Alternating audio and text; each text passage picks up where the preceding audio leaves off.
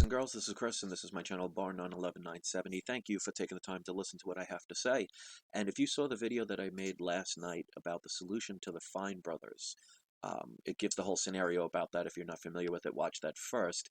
But there was news today that they actually did an apology video and took down their program where they were basically going to try and monopolize the word react and basically take money from other people's channels. Now, why is that a big thing and why is it relevant? Well, because if you see, the people didn't go and shoot the Fine brothers. They didn't go and burn down their buildings. They didn't start causing riots in the streets. What people did was a peaceful protest where people were making several videos about how they were not happy about this. And it made a change, and it made a change rather quickly. So if, ladies and gentlemen, if you can see something like this as a way that how change should be done, it shows how easily and how quickly change can happen, and you don't have to be violent. And that's why if you use this, and that's why I said in that video, and please, I hope you will watch it, it has a bigger meaning to me than just some people that make YouTube videos.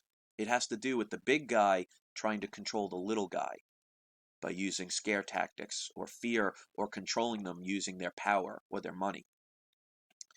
So when you see it as a bigger picture, the reason that governments and corporations throughout the millennia have been able to maintain their control is because they've gotten people to use their emotions to the point where they get violent. Now, just think about that. Throughout history, there have been riots, there have been protests, there have been revolutions, and it causes a quick fix sometimes, but it ultimately never stays the way you want it to, because eventually the corruption comes back again.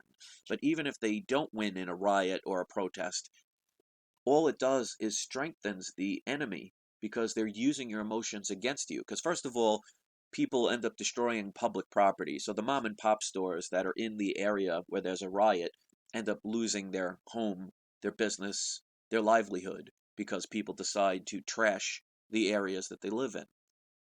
War is destructive.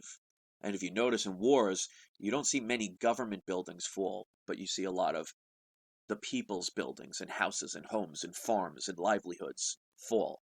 I mean, just look at World War II when we dropped two bombs, one on Nagasaki and the other in Hiroshima. That was nowhere near the Prime Minister of Japan, but it killed millions of people. Innocent people that probably didn't even know about the war too much or weren't involved in the war too much. So when you do riots and you cause damage, it justifies them to make more laws, to put people in jail, because you have a nice legal slave when you're in jail, because if you know anything about the 13th Amendment, where they give the legal definition of slavery, which is involuntary servitude, it does not protect people in prison. Why do you think they make so many laws? So if this can send a clear message out there for people to peacefully protest, if you don't like, for example, what a bank does, don't put your money in that bank. Take the money out. Bring it elsewhere. Do not give them the power and the leverage to have control over you. Because, for example, if you have a bank account and all of a sudden they raise your loan interest rates from, let's say, 6% to 30%, well, you could write as many hate letters as you want. You can complain all you want.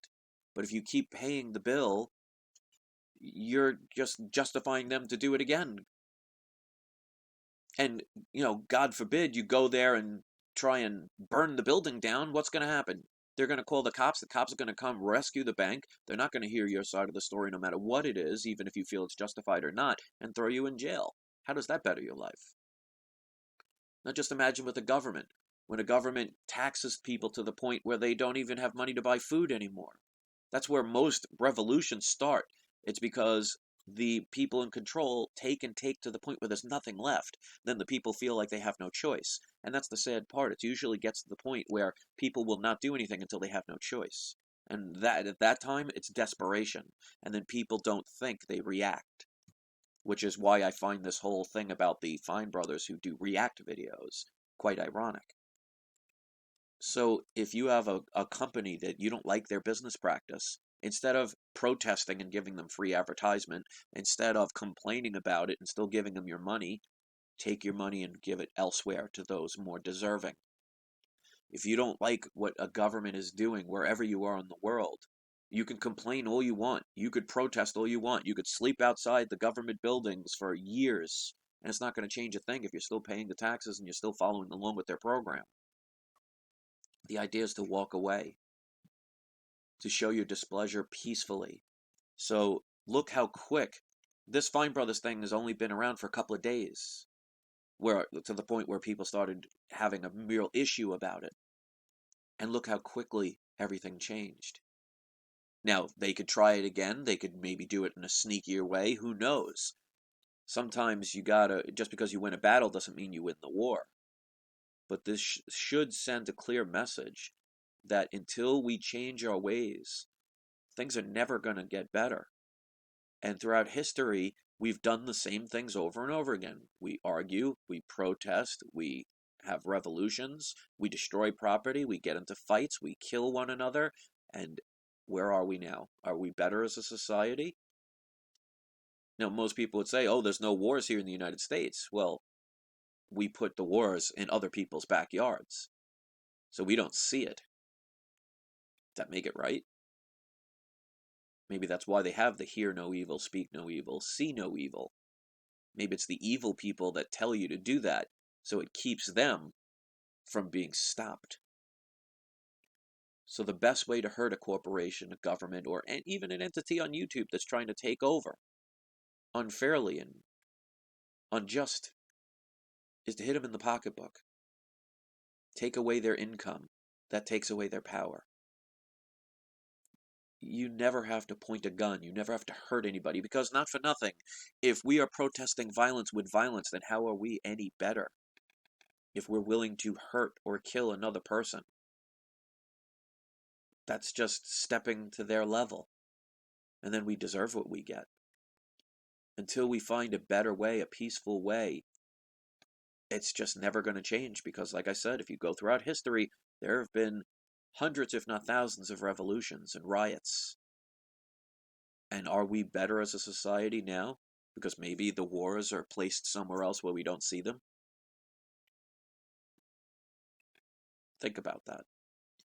So I'm going to keep this video relatively short. I want, hopefully, people to see that there are better ways, and there has to be a time that we change. Because like I've said before, if you do the same thing over and over again expecting different results, that is the definition of insanity. So for thousands of years we've rioted, we've protested, we've been violent, we've hurt and killed one another, and we're still not in anywhere closer to a utopia that we were back in the days of the Roman Empire and the Babylonians.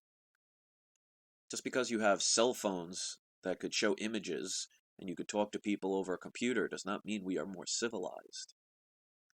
Because if you look at the basis of the world, we're still murdering people for their possessions. We are still making countries that are rich in resources poor by putting them into debt.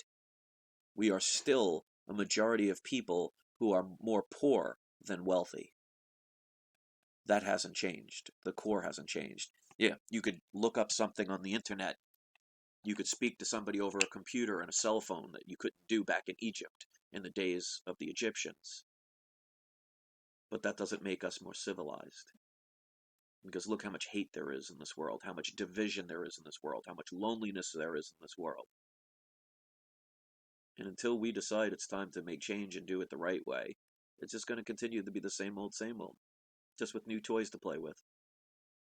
So I'd love to hear your opinions on this. I'd love to hear your thoughts. If you haven't seen the other video, I highly recommend you watch it so you can get a little bit more understanding of what I'm talking about in this video. Hopefully you've done that already. And if you'd like to hit the like button, the subscribe button, that's totally cool. We'd love to have you aboard. So thank you for taking the time to listen and start making a real change. The time to hate and the time to hurt has to end, because you will never see peace and love with anger and hatred in your heart.